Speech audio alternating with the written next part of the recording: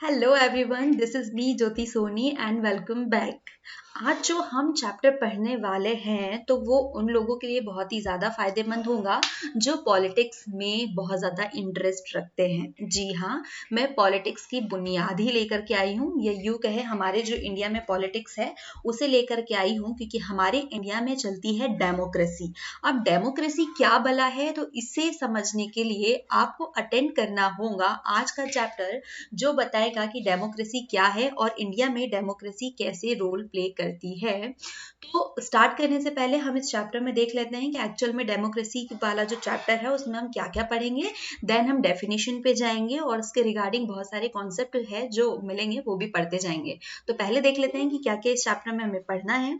तो फर्स्ट हमें meaning of democracy, obvious सी बात है, देन इसका origin and growth of democracy, then main principle and forms of democracy भी देखने हैं, and after types of government क्या होते हैं ये भी हम देखेंगे। तो आप लोगों ने ना आए दिन न्यूज में सुनते रहते होंगे कि भाई डेमोक्रेसी डेमोक्रेसी की ऐसा चल रहा है वैसा चल रहा है।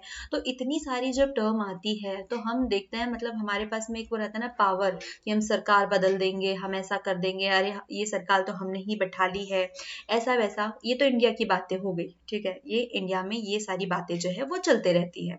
फिर हम कहीं बाहर देखते हैं, लाइक अमेरिका हो गया, ब्रिटेन हो गया, बहुत सारे प्लेसेस या कंट्रीज होती है जहाँ पे अलग अलग सिस्टम चलते हैं। तो क्वेश्चन तो आता है कि यार हमारे यहाँ पर ऐसा है, जब हम कहते हैं कि भाई हम तो होता नहीं है, बाकी वोट देकर के हम ही चुनते हैं हमारी गवर्नमेंट को, वोट देकर हम ही चुनते हैं। मेरी इस लाइन को ध्यान से मतलब क्या कहना चाहिए, सुन के रखना। मैं अंडरलाइन करने का कह रही थी, बट वो ऑप्शन अभी आपके पास में नहीं है, ठीक है। अदर कंट्रीज में हमारे पास ये ऑप्शन नहीं होता है, तो ऐसा क्यों, ये डिफरेंस क्यों क्रिएट होता है। तो चलो मैं बताती हूँ। एक्चुअली डेमोक्रेसी का मतलब होता है एक ऐसी गवर्नमेंट, या डेमोक्रेसी जो है एक ऐसा सिस्टम है जहाँ पे जो गवर्नमेंट होती है वहाँ की जो लोकल पीपल्स होते हैं, या वहाँ की जो पॉपुलेशन होती है 18+ वाली, वो उसको इलेक्ट करती है। मतलब आपके हाथ में होता है कि आपके यहाँ की गवर्नमेंट कौन होने वाली है। जैसे कि आए दिन हम अपने इंडिया में देखा करते हैं कि हर 5 साल बाद में एक इलेक्शन होता है, और वहां पे हम अपने रिप्रेजेंटेटिव को चूज करते हैं या उन्हें इलेक्शन देते हैं, है ना, वोट करते हैं। और फिर ऐसे करके हमारे पास में हमारी गवर्नमेंट जो है वो रेडी हो जाती है। और जब गवर्नमेंट रेडी हो जाती है तो इसीलिए हम सारे एलिगेशंस वगैरह जो भी होते हैं वो यहाँ पर लगाते हैं। तो डेमोक्रेसी का सिंपल सा मतलब है कि जहां पर आप अपनी गवर्नमेंट को खुद चूज करते हैं। ये एकदम सिंपल सी डेफिनेशन मैं आपको बता रही हूँ, ठीक है। मतलब आप आपके ग्रुप में से ही जो लोग होते हैं उसी में से कुछ लोग, मतलब किसी को इलेक्ट करते हैं, उसे चूज करते हैं एज अ पार्षद। स्टार्टिंग होती है, देन कभी वो सांसद होते हैं, कभी विधायक होते हैं, एमएलए एमपीज वगैरह होते हैं। ऐसे करते करते हमारे पास में प्राइम मिनिस्टर तक की पहुंच हो जाती है।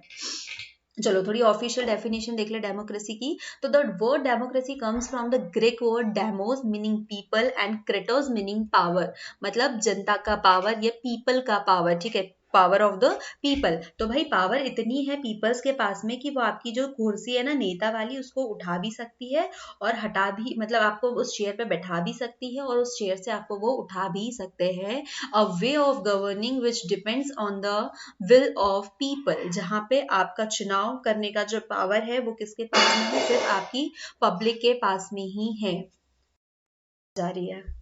तो गवर्नमेंट का एक ऐसा सिस्टम जहां पर जो गवर्नमेंट होती है वो चूज की जाती है बाय पीपल।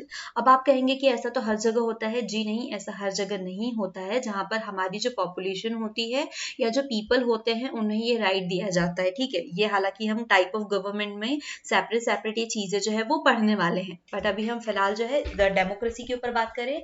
तो डेमोक्रेसी में आपको ये याद रखना है कि डेमोक्रेसी एक टाइप है गवर्नमेंट का, ठीक है। ये टोटली गवर्नमेंट नहीं है, ये सिर्फ एक गवर्नमेंट का टाइप है। और इसका मतलब ये होता है वो गवर्नमेंट जो कि हम वहां की जनता द्वारा चूज की जाती है या इलेक्टेड बाय पीपल होती है, ठीक है, पावर ऑफ द कुछ। और अगर आप अच्छा वर्क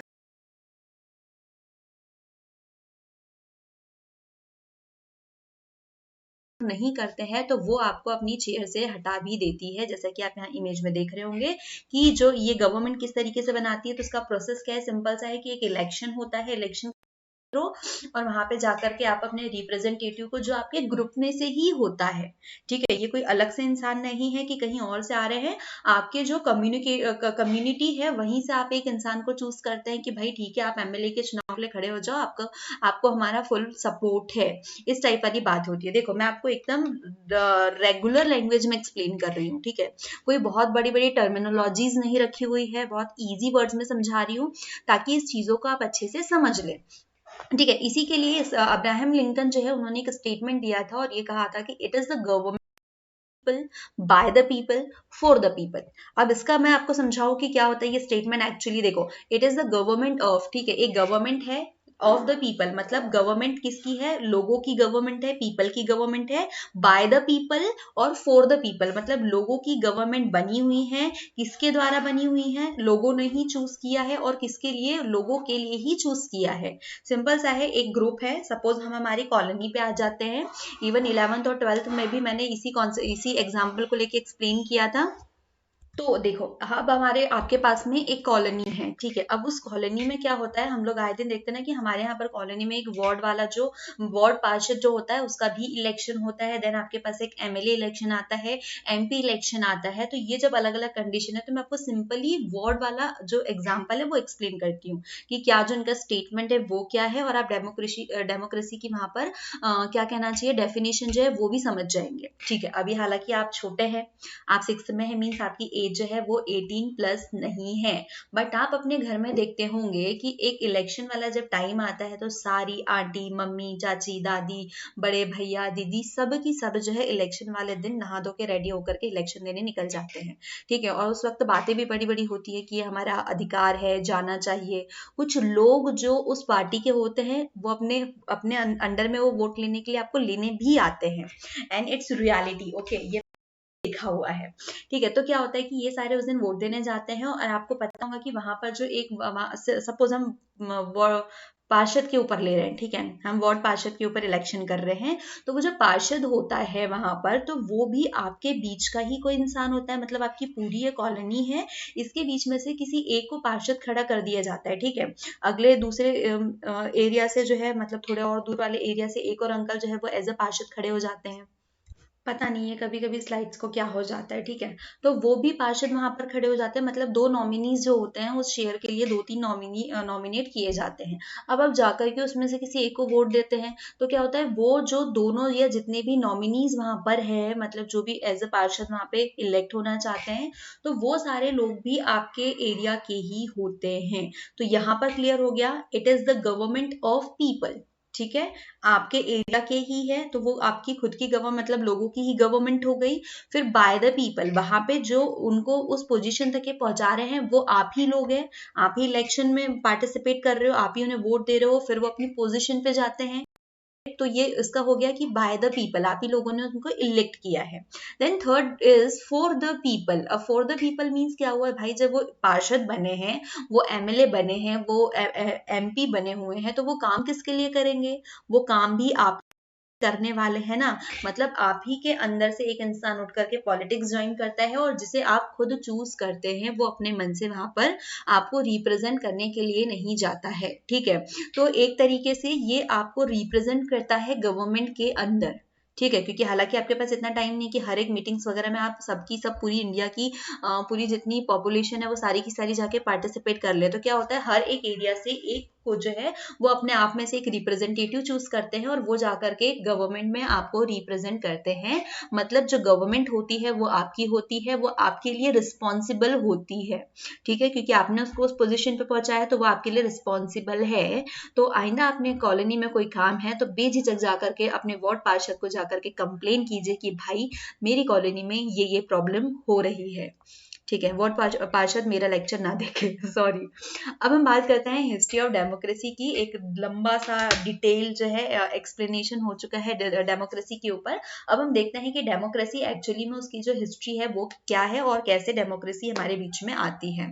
अब देखो, शुरुआत में क्या हुआ था कि जो डेमोक्रेसी है, ये वाला जो पॉइंट है वो क्यों लेके आए थे हिस्ट्री में, जो डेमोक्रेसी है उसको क्यों मतलब जो पीपल है उसके पावर को एम्पावर करने, सॉरी डिस्टर्बेंस इतना ज्यादा हो रहा है कि मेरी ज़बान फिसल गई। ओके, देखो अगर हम हिस्ट्री में बात करें कि जो डेमोक्रेसी की हिस्ट्री है, तो शुरुआत में क्या हुआ था कि जो पीपल्स है उनको ये पावर दिया गया था ताकि वहाँ की जितनी भी पॉलिटिकल ऑर्गेनाइजेशन है तो उसमें पार्टिसिपेट करने के लिए, ताकि वो अपने वहाँ पर राइट रखे, ठीक है, मतलब अपने आप को सशक्त बनाए, वहाँ पे एम्पावर करे अपने आप को। उनके पास भी ये राइट होना चाहिए कि जितनी भी पॉलिटिकल ऑर्गेनाइजेशन है, कम्युनिटीज़ है, वहाँ पर जाकर के ये अपने आप को रिप्रेजेंट कर सके, अपने आप को थोड़ा पावरफुल बना सके, ठीक है। The history of democracy is the history of empowering people by giving them right, ठीक है। उन्हें ये राइट इसलिए दिया गया था ताकि वो पॉलिटिकल यूनिटीज में अपने अपने आप को स्ट्रॉन्ग बिल्ड बना करके रख सके। अब जब क्या कहना चाहिए, जो डेमोक्रेसी है एंशिएंट हिस्ट्री में जब से स्टार्ट की गई थी, फिर बीच में थोड़े टाइम के लिए वो स्टॉप कर दी गई थी, ठीक है। मतलब जब शुरुआत हुई एंशिएंट वर्ल्ड में डेमोक्रेसी की, तो तब से तो ये शुरू थी, लेकिन फिर उसके बाद में थोड़े टाइम के लिए बीच में रुक चुकी थी। फिर वापस से जब 17th सेंचुरी में शुरू होती है, तो अभी तक के डेमोक्रेसी जो है वो प्रेजेंट डे तक के हमारे सामने है। मतलब 17th सेंचुरी में ये रीमर्स हुई थी। It can be traced back from its origin in the ancient world to its re emergence and rise from the 17th century till the present day. मतलब बीच में थोड़े टाइम के लिए आई, फिर चली गई। सॉरी, आज मैं क्या क्या बोल रही हूँ ये मुझे भी नहीं पता है। अगर डेमोक्रेसी के इसमें देखने जाए कि सबसे पहले इसके जो क्लूज है वो कहाँ पर मिलते हैं, तो भाई जो ग्रीस वाला एरिया है, एंशिएंट ग्रीस है, वहां पर भी डेमोक्रेसी जो है सो शुरुआत हो चुकी थी। मतलब एंशिएंट हिस्ट्री की बात कर रहे हैं हम, एंशिएंट इंडिया में बात कर रहे हैं कि ऑलरेडी जो डेमोक्रेसी है वो वहां से शुरुआत हो चुकी थी। इन इंडिया की बात करें तो जो वज्जी रिपब्लिक है, वहां पर भी डेमोक्रेसी जो है उसे यूज किया जाता था। मतलब वहां पर भी जो वहां की गवर्नमेंट होती थी, जो किंग और क्वीन जो भी हुआ करते थे, तो वो भी बाय डेमोक्रेसी ही होते थे। अब आपको यहाँ पर एंशिएंट इंडिया में ये बात याद होगी कि मैंने आपको जो हिस्ट्री के लेक्चर्स है 6th क्लास वाले, ठीक है, सॉरी हम 7th क्लास में हैं, लेकिन जो 6th क्लास के अगर आप हिस्ट्री आप पढ़ के आए होंगे तो आपने बहुत जगह देखा होगा कि वहां पर भी डेमोक्रेटिक वो स्टेट थी, ठीक है। एंशिएंट इंडिया में भी बात करें तो बहुत, जैसे हमने गुप्ता एम्पायर पढ़ा है, मौर्यन एम्पायर पढ़ा है, और बहुत सारे एम्पायर जो छोटे मोटे सातवाहन, पल्लव, ये सब है, तो वहां कहीं ना कहीं हमें डेमोक्रेटिक वर्ड जो है वो सुनने को मिला है। और मैंने वहां पर ये चीज भी मेंशन की है कि डेमोक्रेसी जो है वो आज नहीं आई है, डेमोक्रेसी है वो बहुत पुरानी है, बहुत एंशिएंट टेक्निक है, ठीक है। तो डेमोक्रेसी जो है वो बहुत एंशिएंट है, अभी कभी हमें मिली नहीं है। तो अगर हम इंडिया में इसके क्लूज देखें तो वो हमें वज्जी रिपब्लिक से मिलते हैं या वैशाली से मिले। और वज्जी और वैशाली क्या था, ये एक महाजनपद था, 16 महाजनपद में से एक, जो हम पढ़ चुके हैं। तो ये समझने की गलती ना करें कि डेमोक्रेसी अभी कभी की देन है, डेमोक्रेसी बहुत एंशिएंट है, ठीक है। इस टाइम में क्या होता है, इस स्लाइड को मैं थोड़ा एक्सप्लेन कर दूं पहले वाली को में। मतलब वहां पे ट्रेस तो किया गया था, उसका ओरिजिन जो है वो देखा था एंशिएंट वर्ड में, लेकिन फिर क्या हुआ, समय के साथ साथ में थोड़े टाइम में बीच में क्या हुआ, एक ब्रेक लग गया। ब्रेक कैसे लगा, क्योंकि हमने पढ़ा है एंशिएंट वर्ड में भी कि पहले हमारे पास में जैसे गुप्ता एम्पायर तक के हम आते हैं, फिर उसके बाद में क्या होता है कि 1500 के अबो, मतलब क्या हुआ था कि हमारे पास में दिल्ली सल्तनत, सॉरी मैं यहाँ पर गलत हूँ, 7th सेंचुरी जो है, तो वहां पर एक्चुअली में क्या होता है कि वहां से हमारे पास में दिल्ली सल्तनत आ गई, फिर उसके बाद में मुगल एम्पायर आ गया। तो ये सारे जो एम्पीरियर्स जो आते गए, जो भी किंगडम्स यहाँ पर सेट होते गए, तो यहाँ पर डेमोक्रेसी का कोई नामो निशान भी नहीं था, क्योंकि यहाँ पर वही हक करता क्या आता था, ठीक है। जिसने युद्ध लड़ा, जिसके अंडर में आ गया, तो वो वहां पर राजपाट कर लेता था। फिर उसके बाद में ये सारी हुई, फिर उसके बाद में 17th सेंचुरी, ठीक है, 17th सेंचुरी से क्या होता है, अंग्रेज आते हैं और अंग्रेज जाते हैं। उसके बाद में जब हमारे पास में हमने हमारा कॉन्स्टिट्यूशन जो है वो लागू किया, ठीक है। हमारे यहाँ जो संविधान लागू होता है, अभी कुछ दिन पहले 26 नवंबर को ही ये संविधान दिवस जो है, ये कॉन्स्टिट्यूशनल डे जो है वो जा चुका है। हमारे पास अपना कॉन्स्टिट्यूशन आ गया, उसके बाद से हम कंटिन्यू डेमोक्रेसी को फॉलो कर रहे हैं। और इंडिया ने डेमोक्रेटिक जो है ये गवर्नमेंट जो है वो चूज की थी, सभी को पता है। कॉन्स्टिट्यूशन मेकिंग भी हम पढ़ेंगे धीरे से आगे चल करके, ओके। तो बीच में ब्रेक लगा था, फिर 17th सेंचुरी जो ब्रिटिशर्स है, जब हम उन्हें बाय करते हैं, फिर हम अपना अपना खुद का कॉन्स्टिट्यूशन बनाते हैं, तो वहां से हमारे पास अभी तक के यही है कि हमारे पास में डेमोक्रेटिक कंट्री है। हालांकि आपने कहीं जगह पर ये भी पढ़ा होगा कि डेमोक्रेटिक कंट्री होने के बाद में भी हमारे पास में वन पार्टी इरा चली थी बहुत सालों तक के, वो रीजन हम आगे चल के पढ़ेंगे। However, other culture have also significant contribute to the evolution of democracy, such as ancient Rome, Europe, and North South America.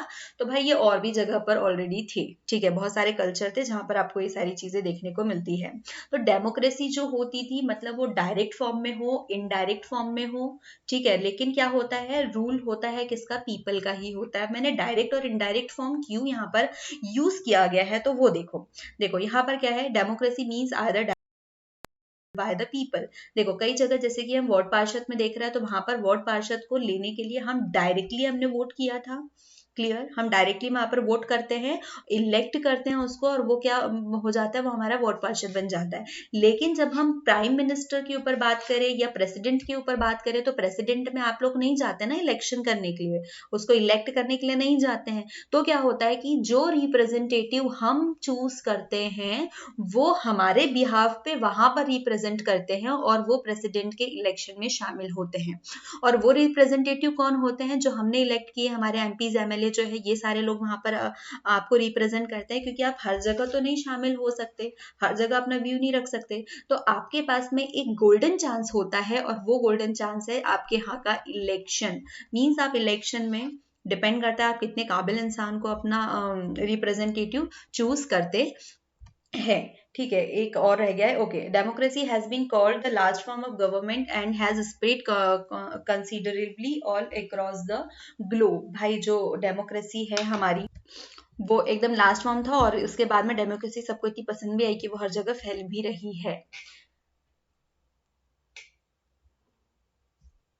अब हम आते हैं यूरोप के ऊपर। तो यूरोप में क्या होता है, वहां का जो पॉलिटिकल और इकोनॉमिक सिस्टम होता है वो फेड्युलिस्टिक होता है, ठीक है। वहां पर जो गवर्नमेंट होती है वो फेड्युलिस्टिक गवर्नमेंट होती है, मतलब वहां पर एकदम जो सामंतवाद होता है ना, बस वही समझ ले कि जो गवर्नमेंट का फॉर्म है वो ज्यादा क्या कहना चाहिए, सभी पब्लिक के हाथ में वहां पर कोई राइट्स है ही नहीं, ठीक है। अब क्या होता है, जब 14th सेंचुरी होती है तब तक ये खत्म हो जाता है, और वहां पर एक डेवलपमेंट होता है, और ये जो फेडरलिस्टिक है तो वो किसमें कन्वर्ट हो जाती है, नेशनलिज्म में, ठीक है, एंड रिप्रेजेंटेटिव डेमोक्रेसी। अब रिप्रेजेंटेटिव डेमोक्रेसी क्या है भाई, यही होती है, नेशनलिज्म भी पढ़े तो यही होती है, जहां पर पावर जो है आप अपनी पब्लिक के हाथ में देते हो, मतलब वो आपको इलेक्ट करके आ सकती है, ठीक है।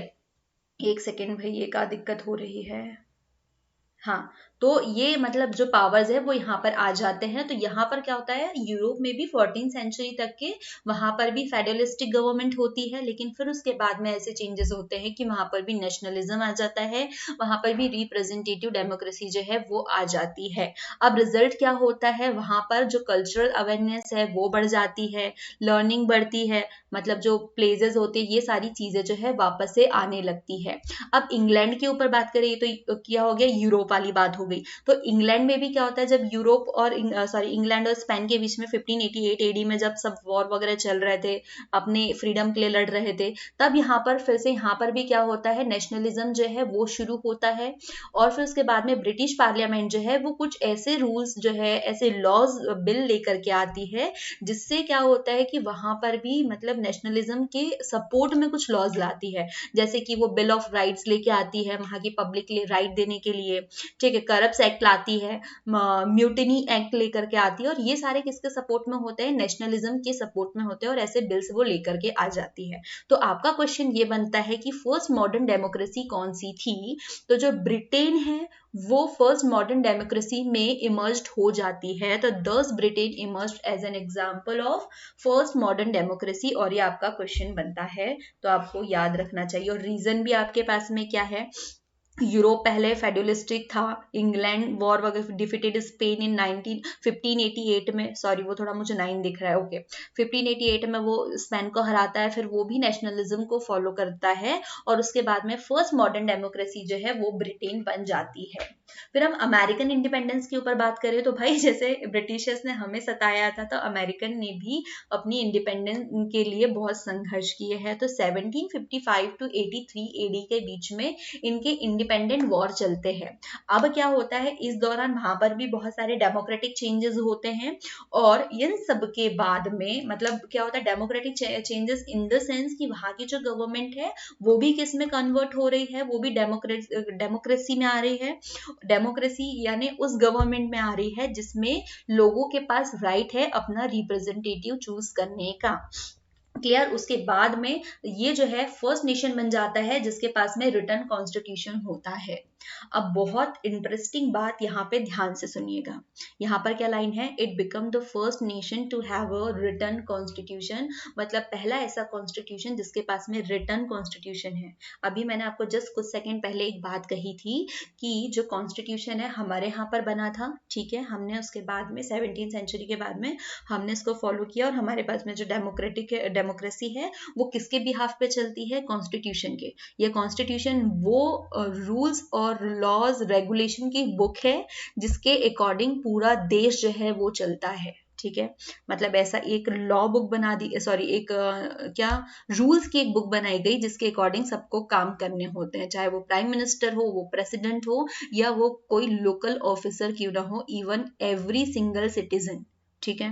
हालांकि हमें ये चीजें पता नहीं चलती है, लेकिन हाँ ये हमारा कॉन्स्टिट्यूशन राइट्स आपको प्रोवाइड करता है। क्लियर? हाँ, तो जो फर्स्ट रिटन कॉन्स्टिट्यूशन है, रिटन कॉन्स्टिट्यूशन मतलब जहां पर कॉन्स्टिट्यूशन को इन रिटन आपके पास बुक में भी लिखा हुआ है, तो पहला ऐसी कंट्री बनती है, नेशन बनता है जो है अमेरिका। और उसके बाद में जब हम हमारा कॉन्स्टिट्यूशन लिख रहे थे या इंडियन कॉन्स्टिट्यूशन बन रहा था, तो हमने ये वाली जो पॉलिसी है कि जो रिटन कॉन्स्टिट्यूशन वाली है वो हमने अडॉप्ट की अमेरिका से, मतलब हमारा इंडियन कॉन्स्टिट्यूशन जो है वो भी रिटन कॉन्स्टिट्यूशन है। इतने पूरे प्रवचन का सिर्फ इतना सा मतलब था कि मैं आपको समझा पाऊं कि इंडियन कॉन्स्टिट्यूशन जो है वो रिटन कॉन्स्टिट्यूशन है, और ये वाली जो पॉलिसी हमने कहां से अडॉप्ट की है वो हमने अमेरिका से ली है, कि भैया आपने भी रिटर्न बनाया है और हम भी रिटर्न ही बनाएंगे, क्योंकि हम तो पल पल में बदल जाते हैं, तो हमारे पास में एक रिटर्न रिकॉर्ड होना चाहिए जिसको हम सालों साल फॉलो कर पाए। ओके, फिर हम आते हैं फ्रेंच रेवोल्यूशन में। तो फ्रेंच रेवोल्यूशन जो है वो वही 1789 में चलता है। तो यहाँ पर इस रेवोल्यूशन में क्या होता है, बहुत सारी ऐसी मतलब वैल्यूज मिलती है, लिबर्टी हो गया, इक्वालिटी हो गया, तो ये सारी जो है इन सब की शुरुआत होती है फ्रेंच रेवोल्यूशन के अंदर में, ठीक है। तो ये शुरुआत होती है वहाँ की डेमोक्रेसी उठने की, कि आपको लिबर्टी दे रहे हैं, इक्वालिटी दे रहे हैं, तो ये उस टाइम की शुरुआत ही मतलब गिव राइज टू डेमोक्रेसी था। और फिर 19 एंड 20 सेंचुरी में ऐसा होता है कि वहां पर भी जो है डेमोक्रेसी आ जाती है, ठीक है। वो तो शुरुआत थी पहले, मतलब 1789 में क्या हो रहा था कि रेवोल्यूशन चल रहा था, तो उसी के साथ में एक रेवोल्यूशन आता है कि डेमोक्रेसी को उठाने का। तो डेमोक्रेसी उठाने के लिए छोटे छोटे कदम उठाए गए, जैसे कि वहां पर वैल्यूज है, जैसे लिबर्टी आया, इक्वालिटी आया, फ्रेटर्निटी आया, तो इन सब चीजों ने वहां पर राइज टू डेमोक्रेसी का काम किया। फिर 19 टू 20 सेंचुरी में क्या होता है कि वहां पर भी डेमोक्रेसी आ जाती है, और वहां की जो डेमोक्रेसी होती है वो बहुत ज्यादा पॉपुलर भी हो जाती है। In the 19th and 20 century democracy became the most form of the government across the globe. मतलब इसके साथ में ना सिर्फ वहीं, मतलब पूरी जो मतलब जितनी भी कंट्रीज है, ग्लोब का मतलब जितनी भी कंट्रीज है, तो वहां पर क्या होता है, डेमोक्रेसी जो है बहुत ही पॉपुलर फॉर्म हो जाती है। क्यों? क्योंकि यहाँ पर हर एक इंसान को पार्टिसिपेट करने का मौका दिया गया था, ठीक है। अब आपकी पब्लिक खुश रहेंगी आपसे, आप अच्छा काम कर रहे हो, पब्लिक खुश रहेंगी, तो ऑटोमेटिकली जो कंट्री है वो स्मूथली चलती है। अब आप इंडिया का एग्जाम्पल वाला क्वेश्चन मत करना यहाँ पे, ठीक है। ओके, तो क्या होता है कि यहाँ पर हर एक इंसान को यहाँ पर पार्टिसिपेट करने का मौका दिया गया कि आप अपनी राय रखिए, आप खुद पार्टिसिपेट कीजिए, हालांकि आगे जो कुछ भी हो, लेकिन छोटे लेवल पे हमने आपको खुश करने की पूरी पूरी कोशिश की है। तो इसलिए जो डेमोक्रेसी है वो मोस्ट पावरफुल जो है फॉर्म बन जाता है गवर्नमेंट का पूरे ग्लोब में या पूरी कंट्रीज में। अब हम बात करते हैं मेन प्रिंसिपल ऑफ डेमोक्रेसी की। तो भाई डेमोक्रेसी के मेन प्रिंसिपल्स क्या होते हैं, तो इसके दो ही मेन प्रिंसिपल्स हो सकते हैं, ठीक है। अब वो दो मेन प्रिंसिपल्स क्या हो सकते हैं, principle is that all citizen wield the power to govern through their elected representative and have equal access to power, ठीक है। मतलब सबसे पहले कि हर एक इंसान के पास में ये पावर है, एवरी सिटीजन्स के पास ये पावर है कि वो अपना जो रिप्रेजेंटेटिव है खुद इलेक्ट कर सकते हैं, उसके पास में इक्वल एक्सेस है, पावर है, ठीक है। मतलब उसके पास में टोटली पावर है, चाहे तो वो उसको हटा भी सकता है और चाहे तो वो उसको कंटिन्यू भी रख सकता है। क्यों? क्योंकि उसके पास में ये पावर है, और ये पावर उसको डेमोक्रेसी देती है। और डेमोक्रेसी में भी हमने क्या बात की कि हमारे पास में हमारा अपना कॉन्स्टिट्यूशन है, और कॉन्स्टिट्यूशन इस बात को बताता है कि आपको राइट्स देता है, ठीक है। फंडामेंटल राइट्स में भी हम चल के पढ़ने वाले हैं, तो फंडामेंटल राइट्स भी यही कहते हैं, ठीक है। और डेमोक्रेसी की डेफिनेशन यही है कि by people, to the people, for the people, ठीक है, तो सबसे बड़ा मेन प्रिंसिपल यही आता है कि यहाँ पर हर एक सिटीजन के पास में उनका अपना पावर होता है। हाँ, अब सेकंड वाला इनका क्या होता है कि all citizen enjoy legislative free liberties. अब इतनी सारी आपको फैसिलिटी दी जा रही है कि आप अपना खुद का रिप्रेजेंटेटिव चूज करें, तो वो सारे भी जो है इन चीजों को इंजॉय करते हैं। तो दो मेन प्रिंसिपल है जो आपकी डेफिनेशन में ही छुपे हुए हैं, जो कि आपको रटने की बिल्कुल भी जरूरत नहीं है। हाँ जी, तो अब इसके साथ ही साथ हमारे पास में और भी बहुत सारे फीचर्स है इसके बारे में। देखो, सबसे पहला कि जो मेजॉरिटी रूल होता है वो भी इसका सबसे बड़ा फीचर होता है इन डेमोक्रेसी, क्योंकि मेजॉरिटी रूल मतलब जिसके पास ज्यादा वोट्स होंगे वही आपकी डेमोक्रेसी में जो भी आपका रिप्रेजेंटेटिव है। जैसे मैंने जस्ट आपको 2 मिनट पहले बताया था कि यहाँ पर हमारे पास में आपने वार्ड पार्षद में कितने अपने रिप्रेजेंटेटिव खड़े किए, बट विनर कौन होता है? जिसके पास में मेजॉरिटी होती है, जिसके पास में ज्यादा लोगों का सपोर्ट होता है। अब यहाँ पे आप कैसे फाइंड आउट करेंगे कि किसके पास ज्यादा मेजॉरिटी है या सपोर्ट है? सिंपल सा है, जिसके पास जाते हैं इट मीन कि उसके पास में मेजॉरिटी है। द नेक्स्ट फीचर क्या होता है यहाँ पर कि जितने भी इलेक्शंस होते हैं वो शुड बी फेयर होने चाहिए, इम्पार्शियल होने चाहिए। कोई भी वहां पर जो अनफेयर कंपटीशन होता है वो चीजें क्रिएट ना हो। हालांकि हम आए दिन देखते हैं कि हमारे घर के सामने कुछ दिन पहले ही जब इलेक्शंस होते हैं तो बहुत सारे अपने खुद के लालच वगैरह जो है वो लेकर के आ जाते हैं। फिर हमारे पास में डेमोक्रेसी के और क्या फीचर्स होते हैं कि आपके पास में क्या है, फ्रीडम टू पॉलिटिकल एक्सप्रेशन है। आए दिन हम अपने रेलवे स्टेशन पे, नुक्कड़ पे, कहीं पे पान ठेले पे, जब भी जहां पे भी 4 से 5 लोगों का ग्रुप दिखाई पड़ता है तो हमारा मोस्ट फेवरेट टॉपिक होता है किसके ऊपर बात करना, पॉलिटिक्स के ऊपर। ठीक है, कोई बीजेपी के ऊपर करता है, कोई कांग्रेस को सपोर्ट करता है, कोई किसी को आप वालों को सपोर्ट करता है, मतलब वट आप किसी के भी ऊपर अपनी फ्रीडम रख सकते हैं, मतलब कोई भी एक्सप्रेशन शो कर सकते हैं। आपने अपने रिव्यूज, अपने जो भी थॉट्स है वो एक्सप्रेस कर सकते हैं। आपके पास में फ्रीडम ऑफ स्पीच है, फ्रीडम ऑफ प्रेस है, आर एसेंशियल। ठीक है, मतलब सारे आपके पास में प्रेस की भी फ्रीडम है। आप अपनी मीडिया बुला सकते हो, प्रेस कॉन्फ्रेंस कर सकते हो। इसके लिए भी आपके पास में कोई भी रिस्ट्रिक्शंस नहीं है। इवन आप फ्रीडमली अपने आप को एक्सप्रेस कर सकते हो, स्पीच भी दे सकते हो। तो ये सारे जो है मतलब स्पेशल फीचर्स में आते हैं डेमोक्रेसी के। ठीक है, press are essential so that citizen are able to vote in their personal interest. इन सारी चीजों की वजह से भी क्या होता है कि वो अपने पर्सनल इंटरेस्ट के अकॉर्डिंग भी वहां पर पार्टिसिपेट कर सकते हैं। अब सबसे मोस्ट इंपॉर्टेंट वाला जो क्या कहना चाहिए पार्ट आता है वो है the process of decision making, कि भाई डिसीजन मेकिंग जो है वो कैसे बनती है गवर्नमेंट में। तो गवर्नमेंट में जो डिसीजन मेकिंग है उसको बनने के लिए ना सबसे पहले हम उसके ऑर्गन समझ लेते हैं कि हमारी जो डिसीजन मेकिंग वाली जो भी है ये गवर्नमेंट जो है वो हम 3 टाइप में लेकर के चलते हैं। जो भी काम करने वाला सिस्टम होता है उसके लिए तो गवर्नमेंट में जो है 3 ऑर्गन। फर्स्ट क्या होता है, लेजिस्लेचर होता है। सबको पता है लेजिस्लेचर क्या है, चलो हम डिफाइन कर देंगे। ये एक वर्ड आप याद रखिए कि एक होता है लेजिस्लेचर, देन सेकंड होता है executive and third one is judiciary. अब लेजिस्लेचर क्या है, देखो लेजिस्लेचर वो जहां पर रूल्स बनते हैं, लॉज बनते हैं, मतलब पूरे इंडिया में जितनी भी पॉलिसीज आ रही है, जितने भी रूल्स बन रहे हैं। ठीक है, अभी जैसे कि हम लोगों ने किसान बिल एक्ट पढ़ा हुआ था। ठीक है, देन उसके बाद में हम लोगों ने क्या सिटीजन एक्ट भी देखा हुआ था। तो कभी भी ऐसे रूल्स आते हैं और आपको ध्यान होगा कि हमारे यहाँ पर जब भी कोई एक्ट आता है तो आए दिन हमारे घर के फैमिली मेंबर्स हो गए या कोई भी आए दिन बहस करता है कि ये सब अच्छी बात है नहीं है। तो इस टाइप की बहुत सारी चीजें जो है वो चलते रहती है, कई लोग इसके अगेंस्ट खड़े हो जाते हैं। फिर हमारे यहाँ DD1 पे और सारे न्यूज चैनल पे पार्लियामेंट की जो बहस होती है, जो झगड़ा होता है, ठीक है, वो झगड़ा जो हमारे क्लासरूम में भी नहीं होता है वो चलते रहता है। और ये सारे बड़े बड़े लोग जो है, जो पॉलिटिशियन है, वो लड़ते रहते हैं। कोई बिल के सपोर्ट में आता है, कोई नहीं आता है। तो ये सारे काम कहाँ होते हैं, लेजिस्लेचर में। इसका काम क्या होता है, मेकिंग ऑफ लॉज, है ना। तो ये इंडिपेंडेंट है। These independent organ of the government carry all the work of the government, they work in accordance with the rules and regulation laid down by the constitution of India. और ये मैं पहले ही आपको बता चुकी हूँ कि जो भी चीजें होता है, जो भी सिस्टम है, वो किसके अकॉर्डिंग होता है, कॉन्स्टिट्यूशन के अकॉर्डिंग ही होता है। ठीक है, हमारे पास में अपना भारत का एक संविधान है, वहां पे एग्जीक्यूटिव बोल लीजिए, लेजिस्लेचर बोल लीजिए, जुडिशरी, सबकी ड्यूटीज जो है वो उसमें रिटन फॉर्म में है। सबके अपने अपने सेपरेटली आर्टिकल्स है और हमें काम भी इनके अकॉर्डिंग ही करना है, जहां पे अपनी लिमिट्स, अपनी बाउंड्रीज जो है सब कुछ डिसाइडेड है। लॉज बने जाते हैं, ठीक है, तो वो कहाँ बनते हैं, लेजिस्लेचर में बनते हैं। अब भाई लॉ तो बन गए, ठीक है, लॉ तो बन गए, अब इसको एग्जीक्यूट भी तो कराना होगा। ठीक है, एग्जीक्यूट भी करना है। तो ये एग्जीक्यूट करने का काम कौन करता है? Executive department. ठीक है, अब एग्जीक्यूटिव डिपार्टमेंट क्या करता है? जो भी वहां पर काम बना हुआ है, जो भी लेजिस्लेचर ने लॉज बनाए हैं, उसको एग्जीक्यूट करने का काम एग्जीक्यूटिव डिपार्टमेंट जो है वो करता है। यहाँ पर मैंने आपको सिंपली जो डेफिनेशन है वो एक्सप्लेन कर दी है। The foremost duty of the legislature to makes law, the legislature is always responsible toward the citizen because one of the house of the legislature is directly elected by people through periodic elections।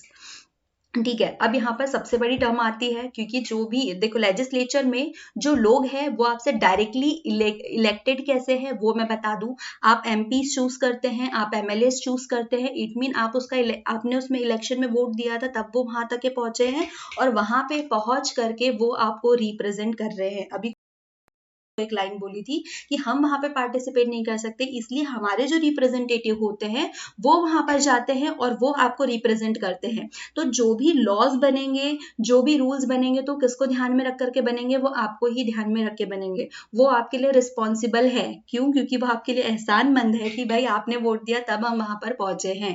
ठीक है, बाकी reality कुछ भी हो, doesn't matter. Its elected members are representative of the people. ये जो elected members होते हैं वो आपके अपने रिप्रेजेंटेटिव होते हैं। अगर आपको काम पसंद नहीं आता है तो आपके पास इतनी ताकत है कि आप उसे हटा भी सकते हैं। हालांकि हम लोगों ने कई दिनों से जो दिल्ली में हम लोगों ने किसान आंदोलन देखा था, तो वहां पर ये चीजें जो है बड़ी गड़बड़ा गई थी, लेकिन एट द एंड क्या हुआ कि वहां पर वो बिल्स जो है उसे रिटर्न लेना पड़ा। तो यही आपकी अपनी पावर थी जो आपने शो की। The laws made by the legislature are implemented by the executive, but nowadays the scenario has changed. Now the executive activity leads in all decision-making policy, which are also approved by legislator on। ठीक है, जितने भी legislature के works होते हैं, जो भी laws बनते हैं, तो उसको implement तो executive करा रहा है। लेकिन हालांकि अब कुछ changes हो चुके हैं scenarios कि जिसमें जो laws making है वो भी कौन लेता है? executive ही लेता है। लेकिन किसका approval होता है? legislature का approval होता है। आपने एक बहस और देखी होगी पार्लियामेंट के अंदर। जी हाँ, लेजिस्लेचर बोले तो वो पार्लियामेंट ही है। वहां पर बहस होती है, कई लोग पेपर लेकर के वहां पर चिल्लाते रहते हैं कि नहीं ये इसके अगेंस्ट है, नहीं इसने ऐसा किया है वैसा किया है। तो भाई ये सारी मैं आपको इतनी सारी सीन्स इसलिए बता रही हूँ ताकि आप रियलिटी से अपने कॉन्सेप्ट को कनेक्ट कर पाए। ठीक है, जो चीजें हम देखते हैं वही चीजें हमें थ्योरी भी पढ़नी है, तो हम उसको वहां से अपने आप को उस चीज से कनेक्ट कर पाए, इसीलिए। ठीक है, तो जो एग्जीक्यूटिव होती है ये भी जनता के लिए आंसरेबल होती है, क्योंकि एग्जीक्यूटिव जो है वो भी उसी सेक्शन में से उठा करके कुछ लोगों का ग्रुप होता है। ठीक है, एग्जीक्यूटिव कैसे बनती है? तो वो भी वहीं से होती है। Take major the government, any wrong decision taken by executive may lead to downfall to the government before the completion of its tenure। जो मैं आपको पहले भी बता चुकी हूँ कि अगर कोई भी गलत डिसीजन होता है, कुछ भी गलत होता है, जनता को पसंद नहीं आता है, तो आपका जो टेन्योर होता है, मतलब जो 5 ईयर टेन्योर है आपकी गवर्नमेंट का, तो आप उससे पहले भी हटा दिए जा सकते हैं। और ऐसा कई जगह होता है। रिसेंटली हम एमपी की ही बात कर ले। ठीक है, एमपी में हमारे पास में भी कुछ टाइम पहले क्या थे, कांग्रेस के चीफ मिनिस्टर थे, बट क्या हुआ, सॉरी, लेकिन ये वाला जो एग्जाम्पल है ये थोड़ा गलत आता है, क्योंकि यहाँ पर एमएलए जो है वो चेंज हो चुके थे, इसीलिए तो वो सरकार गिर गई थी और वहां पर कांग्रेस के जो चीफ मिनिस्टर है वो हट करके कौन आ गए? बीजेपी के आ गए। ठीक है, तो ये गलत है, लेकिन ऐसा ही होता है। ठीक है, जब आप किसी को मतलब पब्लिक आपको पसंद नहीं करती तब भी सरकार गिर जाती है, और वहां पे भी इस केस में भी ऐसा ही होता है, और तुरंत ही वहां पर इलेक्शन जो है वो अरेंज किए जाते हैं। तो एग्जीक्यूटिव भी हो गया हमारा, और क्या हो गया हमारा? लेजिस्लेचर भी हो गया। अब हम बात करें जुडिशरी की, तो जुडिशरी जो है वो एक अलग सेक्टर है, इन दोनों से डिफरेंट है, हालांकि वो इसी का पार्ट है, लेकिन जितने भी जस्टिस से रिलेटेड काम होंगे वो कहाँ पर होंगे? जुडिशरी में होते हैं। The government's work is extend in various field, all elected minister are help by experience civil service servants to discharge their duties. हालांकि ये बात सभी को वो है, देखो, क्योंकि पूरा जो काम है इकट्ठे एक इंसान नहीं कर सकता। ठीक है, एक पूरा टेबल बना है, हम उस टेबल को कैसे एक्सप्लेन कर सकते हैं? देखो, सबसे पहले हमारे पास में प्रेसिडेंट है, प्रेसिडेंट हमें पता है ये सिर्फ एक नाम मात्र के है। फिर उसके बाद में हमारे पास में आते हैं प्राइम मिनिस्टर, जो कि मतलब देखो इंटरनेशनल लेवल पे हम जो इंडिया है वो किसके बिहाफ पे रिप्रेजेंट होता है? वो हमारे प्रेसिडेंट के ऊपर होता है, लेकिन जाते कौन है? Prime minister. ठीक है, प्राइम मिनिस्टर के नीचे पूरा की पूरा कैबिनेट बैठा हुआ है। ये जो कैबिनेट है यहाँ पे सबके अपने अलग अलग डिपार्टमेंट्स है, कोई होम मिनिस्ट्री संभाल रहा है, कोई रेलवे डिपार्टमेंट संभाल रहा है, कोई फूड डिपार्टमेंट संभाल रहा है, मतलब सबके पास अपने अलग अलग सेक्टर्स है। ठीक है, कोई फाइनेंस मिनिस्टर है, लेकिन क्या वो मिनिस्टर पूरी कंट्री में अपने आप में रन कर सकते हैं? बिल्कुल नहीं। मैं आपको 6th क्लास में भी ये जो चार्ट है वो एक्सप्लेन कर चुकी हूँ। तो हर इसमें क्या होते हैं, इनके नीचे भी दूसरे ऑफिसर्स होते हैं जो इनके प्लान को एग्जीक्यूट करने के लिए होते हैं। और ये जो ऑफिसर्स होते हैं इनको क्या कहते हैं, हम सिविल सर्वेंट्स होते हैं ये। ठीक है, अब सिविल सर्वेंट जो है ये कैसे आते हैं, तो ये जो है ये बाय इलेक्शन नहीं आते हैं, ये अपनी खुद की मेहनत करते हैं, रात दिन करके बहुत पढ़ाई करते हैं, और उसके बाद में ये कॉम्पिटिटिव एग्जाम जो है लाइक आईएएस हो गया, आईपीएस हो गया, तो इनको क्रैक करने के बाद में ये फिर आते हैं। ये गवर्नमेंट के लिए रिस्पॉन्सिबल है लेकिन पब्लिक के लिए नहीं, क्योंकि ये इनडायरेक्टली आए हुए हैं। ठीक है, the civil servant who are selected through competitive examination are well train in their respective field, these bureaucrats constitute the non political executive. ये नॉन पॉलिटिकल है क्योंकि ये थ्रू एग्जाम्स आए हैं, ना कि पॉलिटिकल। हाँ, हालांकि ये होता है कि जब ये आ जाते हैं एग्जामिनेशन के थ्रू, फिर इनके साथ में पॉलिटिक्स शुरू हो जाती है। ठीक है, अगर आपने किसी नेता को खुश नहीं किया है तो वो हाथ से उठा के आपको कहीं पे भी पटक सकता है। They don't belong to any political party, it's because they have to serve the government, not elected representative और पॉलिटिकल एग्जीक्यूटिव। अब आप कहेंगे कि मैम अभी आपने एक लाइन कही है कि कोई भी पॉलिटिकल नेता जो है इनके साथ में कुछ भी कर सकता है, तो भाई वो एक पावर बनी हुई होती है जिसके थ्रू मतलब होता है ना, एक प्रेशराइज्ड होते हैं वो भी। ठीक है, हालांकि ये किसी भी पार्टी को फॉलो नहीं करेंगे, क्यों? क्योंकि ये पार्शलिटी हो जाएंगी। उन्हें तो सिर्फ जो रूल्स आए हैं, जो लॉज आए हैं, उनको एग्जीक्यूट कराना है, उनको मतलब शांति, पीस वगैरह जो है वो स्प्रेड करना है उनके एरिया में। अब इसके बाद में 2 सेकंड पहले मैं आपको समझा चुकी हूँ कि वो कौन सा आता है, जुडिशरी होता है। और जुडिशरी जो है वो भी हमारे कॉन्स्टिट्यूशन के अकॉर्डिंग हम देखें तो जुडिशरी का डिसीजन मेकिंग जो होता है वो टोटली इंडिपेंडेंट होता है। देखो, एग्जीक्यूटिव और जो लेजिस्लेचर है उसमें हमने क्या पढ़ा था कि लेजिस्लेचर लॉ बनाती है और उसको एग्जीक्यूटिव कौन कराता है, उसको एग्जीक्यूटिव डिपार्टमेंट जो है वो एग्जीक्यूट कराता है। ठीक है, ये हो गया। लेकिन जो जुडिशरी होती है इन दोनों से फ्री होती है। एक्चुअली लेजिस्लेचर और एग्जीक्यूटिव जो है वो एक दूसरे को रिलेट करते हैं, एक दूसरे के बिना इनके काम जो है वो अधूरे होते हैं। लेकिन यहाँ पर क्या होता है, जुडिशरी जो है वो इन दोनों से हट करके अपने डिसीजन ले सकती है, एकदम फ्री होती है, इंडिपेंडेंट होती है, इसके ऊपर सरकार का कोई रोल नहीं है। ठीक है, जब आप सुप्रीम कोर्ट वगैरह में जाए, कहीं पे भी जाए, कितने से बड़े बड़े केसेस हो, तो वहां पर हमारी गवर्नमेंट का कोई हाथ नहीं है। हाँ, हालांकि ये बात अलग है, कॉन्टेक्ट आपके अच्छे होने चाहिए। ठीक है, जितने भी डिस्प्यूट्स होते हैं, पनिशेस होती है, मतलब कोई भी ऑफेंस जो होते हैं पब्लिक द्वारा, तो उनको पनिश करना है, ये सारे काम इनके अंदर होते हैं। और ये वाला भी हमारे जो है कॉन्स्टिट्यूशन में इसके लिए भी अलग से पूरा सेक्टर जो है वो चीजें एक्सप्लेन की जा चुकी है।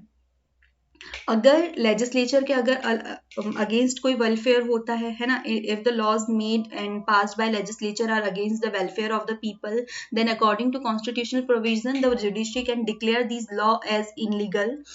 Judiciary is free to control both law making and law implementing bodies. The supreme court of the India is the apex judicial body in India.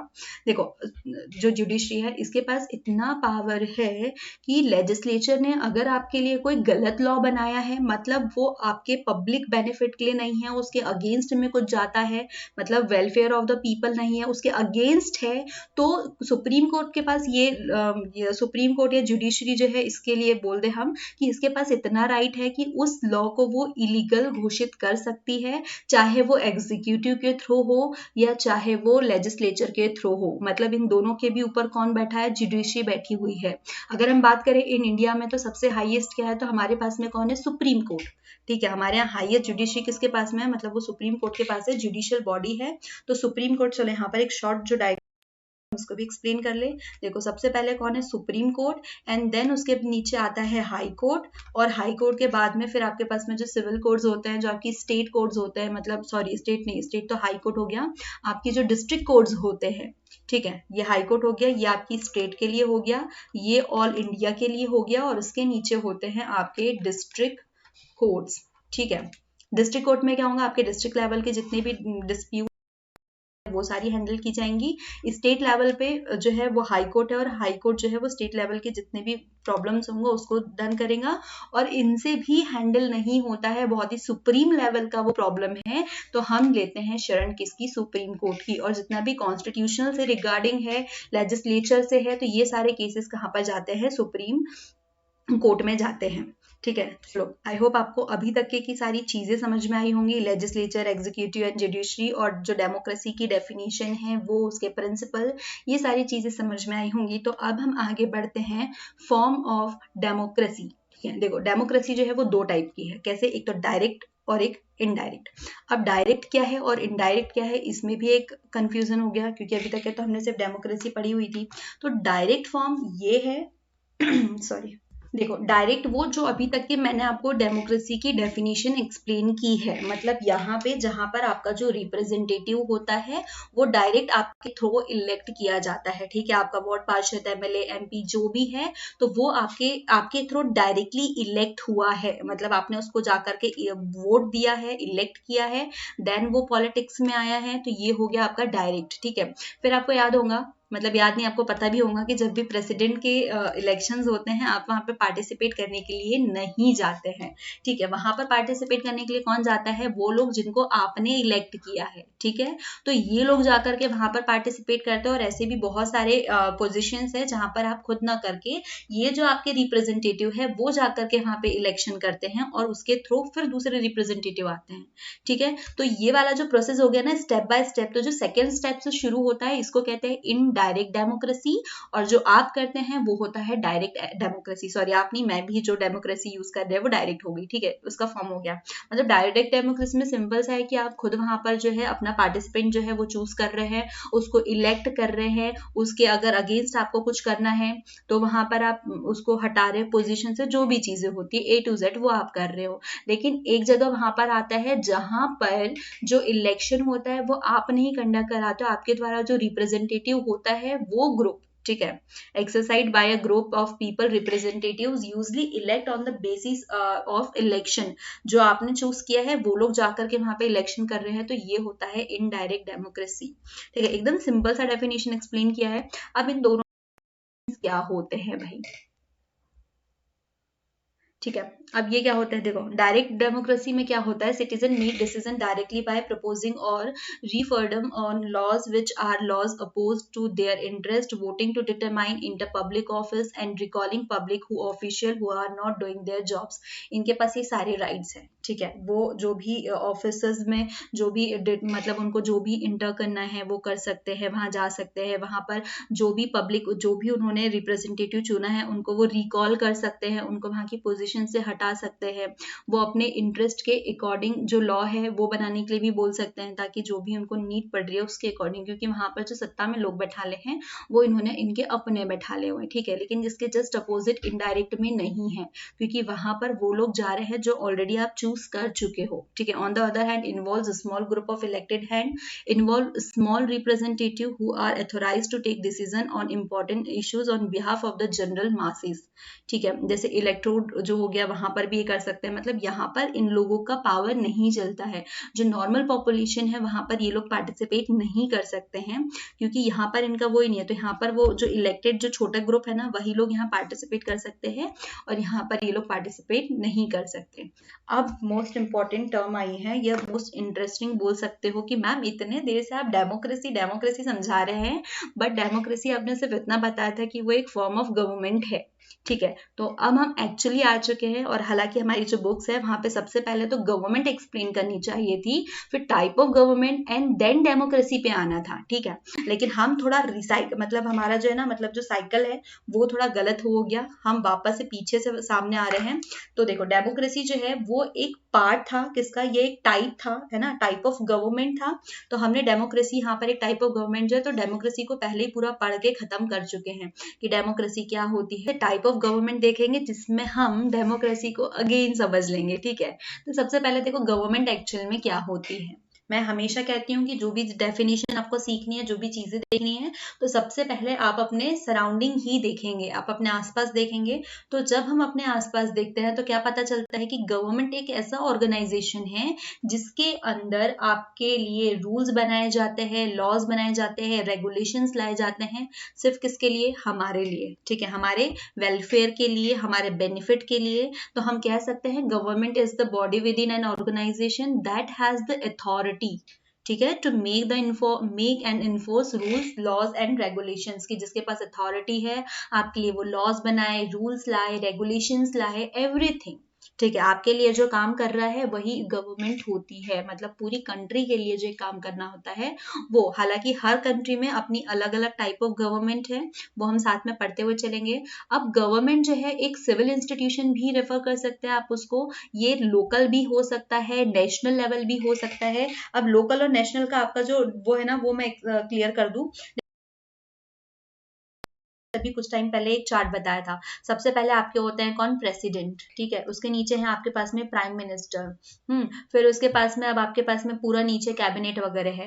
अगर फिर मैं लोकल लेवल से इसको उठाना शुरू करूँ तो आपके पास में आपका वार्ड पार्षद है, ठीक है, पार्षद के बाद में आपके साथ में आपका एमएलए आता है, एमपी आता है। तो ऐसे करते करते ये जो पूरी गवर्नमेंट बनती है, ठीक है, एक तो हम देखते हैं स्टेट लेवल पे, मतलब जैसे कि हमारे पास हमारे मुख्यमंत्री है, हमारे पास हमारे चीफ मिनिस्टर है, लेकिन फिर ये तो हमारा स्टेट लेवल पे हो गया, ठीक है। डिस्ट्रिक्ट लेवल पे देखें तो हमारे पास अपनी एक डिस्ट्रिक्ट लेवल की लोकल गवर्नमेंट भी तो है, हमने एमपी और एमएलए भी तो चूज किया है जो कि सिर्फ हमारे डिस्ट्रिक्ट लेवल पे काम करते हैं।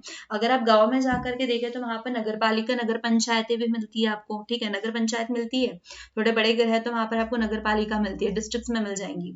तो ये होता है, तो एक लोकल गवर्नमेंट होती है जो लोकल लेवल पे काम कर रही है। इट मीन कि वो छोटे एरियाज को देख रही है, ऐसे करते करते आपका नेशनल लेवल भी जाता है। जैसे प्राइम मिनिस्टर हो गया, प्रेसिडेंट हो गया, तो ये नेशनल लेवल पे है, ठीक है, नेशनल लेवल पे काम कर रहे हैं। फिर आप स्टेट लेवल पे भी है जो आपकी स्टेट, पूरी स्टेट को देखने का काम कर रही है, उसके लिए रूल्स रेगुलेशन जो भी सेंटर से आ रहा है उसको रेगुलेट करा रही है।